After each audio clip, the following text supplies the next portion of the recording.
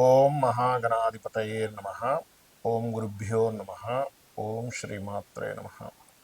పరమేశ్వర స్వరూపమైనటువంటి జ్యోతిష, వాస్తు మరియు ఇతర అనేకమైనటువంటి శాస్త్రములను మనకు అందించినటువంటి మహర్షులకి నమస్కారం.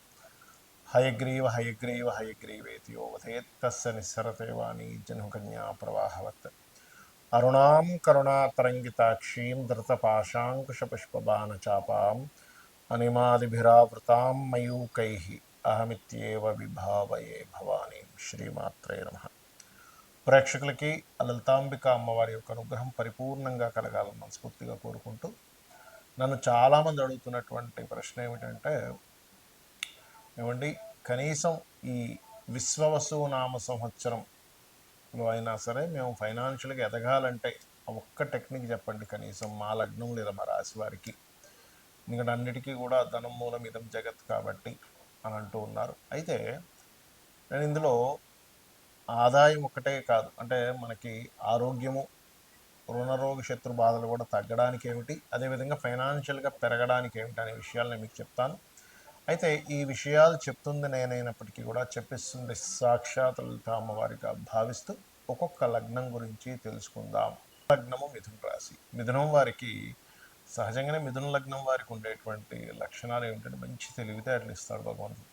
అంటే ఇస్తాడంటే ఏమండి ఒక్కరి వరకే ఇస్తారు మిగతా వాళ్ళకి ఎవరు అంటే ఖచ్చితంగా అందరికీ ఇస్తాడు. కాకపోతే పంచమాధిపతి లగ్నంలో సంబంధం కలిగిన, లగ్నాధిపతి పంచమ అధిపతితో సంబంధం కలిగిన, భాగ్యాధిపతితో సంబంధం కలిగిన మంచి తెలివితేటలు ఉంది. అందులో ముఖ్యంగా మిథున లగ్నానికి ఎందుకు ఎక్కువగా అంటే బుధుడు ఇక్కడ పంచమాధిపతి అవుతాడు. అంటే శుక్రుడు పంచమాధిపతి అవుతాడు, బుధుడు లగ్నాధిపతి. బుధుడు సహజంగా తెలివితేటలకు కారకుడు అవుతాడు. ఎప్పుడైతే తెలివితేటలకు కారకుడు అవుతాడో బుధుడు, లగ్న చతుర్థాధిపతి ఎప్పుడైతే అవుతున్నాడో బుధుడు, పంచమాధిపతి శుక్రుడు అవుతాడు.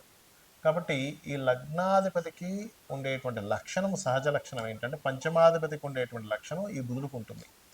అంటే తెలివితేటల లక్షణాలు బుధుడికి ఇన్బిల్ట్గా ఉంటాయి కాబట్టి వీళ్ళకి మంచి తెలివితేటలు. అయితే ఇందులో చాలామంది ధనాధిపతి మాకు చంద్రుడు కదండి, చంద్రుడు అంటే ఫుడ్కి కారకుడు కదా, ట్రాన్స్పోర్టింగ్కి కారకుడు కదా, మాకు దాంట్లో కలిసి వస్తుందా అంటే బేసిక్ లెవెల్ వరకు ఓకే.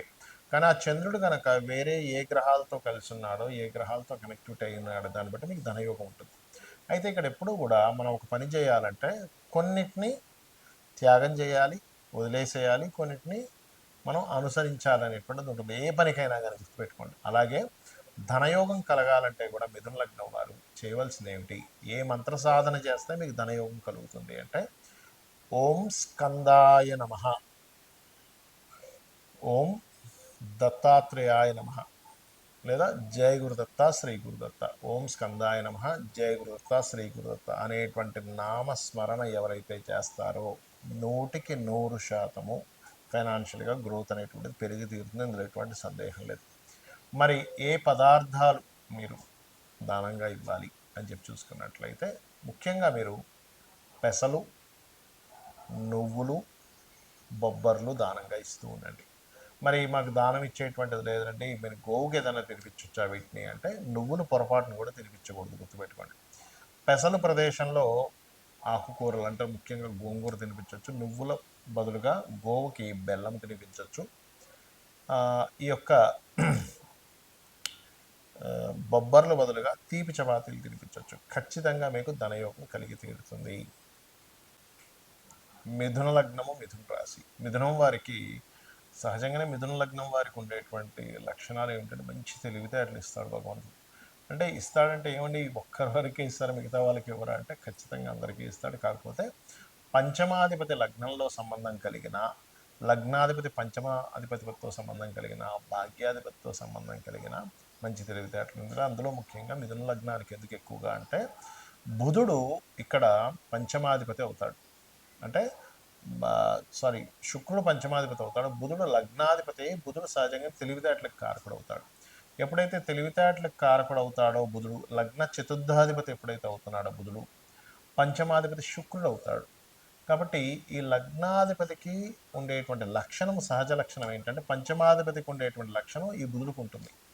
అంటే తెలివితేటల లక్షణాలు బుధుడికి ఇన్బిల్ట్గా ఉంటాయి కాబట్టి వీళ్ళకి మంచి తెలివితేటలు. అయితే ఇందులో చాలామంది ధనాధిపతి మాకు చంద్రుడు కదండి, చంద్రుడు అంటే ఫుడ్కి కారకుడు కదా, ట్రాన్స్పోర్టింగ్కి కారకుడు కదా, మాకు దాంట్లో కలిసి వస్తుందా అంటే బేసిక్ లెవెల్ వరకు ఓకే. కానీ ఆ చంద్రుడు కనుక వేరే ఏ గ్రహాలతో కలిసి ఉన్నాడో, ఏ గ్రహాలతో కనెక్టివిటీ అయి ఉన్నాడో దాన్ని బట్టి మీకు ధనయోగం ఉంటుంది.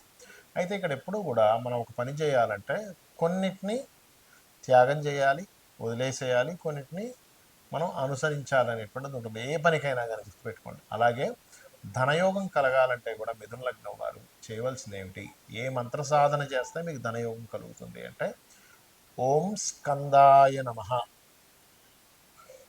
ఓం దత్తాత్రేయాయ నమ, లేదా జయ గురుదత్త శ్రీ గురుదత్త, ఓం స్కందాయ నమ, జయ గురుదత్త శ్రీ గురుదత్త అనేటువంటి నామస్మరణ ఎవరైతే చేస్తారో 100% ఫైనాన్షియల్గా గ్రోత్ అనేటువంటిది పెరిగి తీరుతుంది, ఇందులో ఎటువంటి సందేహం లేదు.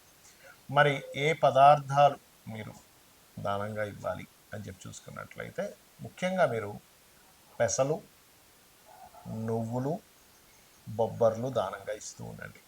మరి మాకు దానం ఇచ్చేటువంటిది లేదండి, మీరు గోవుకి ఏదైనా తినిపించవచ్చా వీటిని అంటే నువ్వులు పొరపాటును కూడా తినిపించకూడదు, గుర్తుపెట్టుకోండి. పెసలు ప్రదేశంలో ఆకుకూరలు అంటే ముఖ్యంగా గోంగూర తినిపించవచ్చు, నువ్వుల బదులుగా గోవుకి బెల్లం తినిపించవచ్చు. ఈ యొక్క బొబ్బర్ల బదులుగా తీపి చపాతీలు తినిపించవచ్చు. ఖచ్చితంగా మీకు ధనయోగం కలిగి తీరుతుంది. ఇంకా మిథున లగ్నానికి ఎందుకు ఎక్కువగా అంటే బుధుడు ఇక్కడ పంచమాధిపతి అవుతాడు, అంటే శుక్రుడు పంచమాధిపతి అవుతాడు, బుధుడు లగ్నాధిపతి. బుధుడు సహజంగా తెలివితేటలకు కారకుడు అవుతాడు. ఎప్పుడైతే తెలివితేటలకు కారకుడు అవుతాడో బుధుడు, లగ్న చతుర్థాధిపతి ఎప్పుడైతే అవుతున్నాడో బుధుడు, పంచమాధిపతి శుక్రుడు అవుతాడు. కాబట్టి ఈ లగ్నాధిపతికి ఉండేటువంటి లక్షణం, సహజ లక్షణం ఏంటంటే పంచమాధిపతికి ఉండేటువంటి లక్షణం ఈ బుధుడికి ఉంటుంది. అంటే తెలివితేటల లక్షణాలు బుధుడికి ఇన్బిల్ట్గా ఉంటాయి కాబట్టి వీళ్ళకి మంచి తెలివితేటలు. అయితే ఇందులో చాలామంది ధనాధిపతి మాకు చంద్రుడు కదండి, చంద్రుడు అంటే ఫుడ్కి కారకుడు కదా, ట్రాన్స్పోర్టింగ్కి కారకుడు కదా, మాకు దాంట్లో కలిసి వస్తుందా అంటే బేసిక్ లెవెల్ వరకు ఓకే.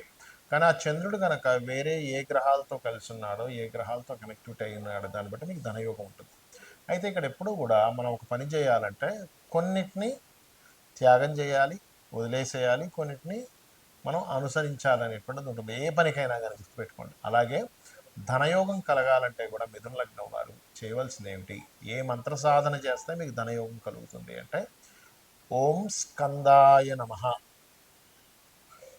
ఓం దత్తాత్రేయాయ నమ, లేదా జయ గురుదత్త శ్రీ గురుదత్త, ఓం స్కందాయ నమ, జయ గురుదత్త శ్రీ గురుదత్త అనేటువంటి నామస్మరణ ఎవరైతే చేస్తారో 100% ఫైనాన్షియల్గా గ్రోత్ అనేటువంటిది పెరిగి తీరుతుంది, ఇందులో ఎటువంటి సందేహం లేదు.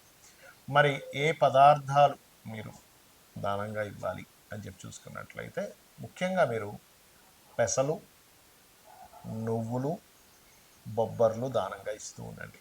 మరి మాకు దానం ఇచ్చేటువంటిది లేదండి, మీరు గోవుకి ఏదైనా తినిపించవచ్చా వీటిని అంటే నువ్వులు పొరపాటును కూడా తినిపించకూడదు, గుర్తుపెట్టుకోండి. పెసలు ప్రదేశంలో ఆకుకూరలు అంటే ముఖ్యంగా గోంగూర తినిపించవచ్చు, నువ్వుల బదులుగా గోవుకి బెల్లం తినిపించవచ్చు. ఈ యొక్క బొబ్బర్ల బదులుగా తీపి చపాతీలు తినిపించవచ్చు. ఖచ్చితంగా మీకు ధనయోగం కలిగి తీరుతుంది.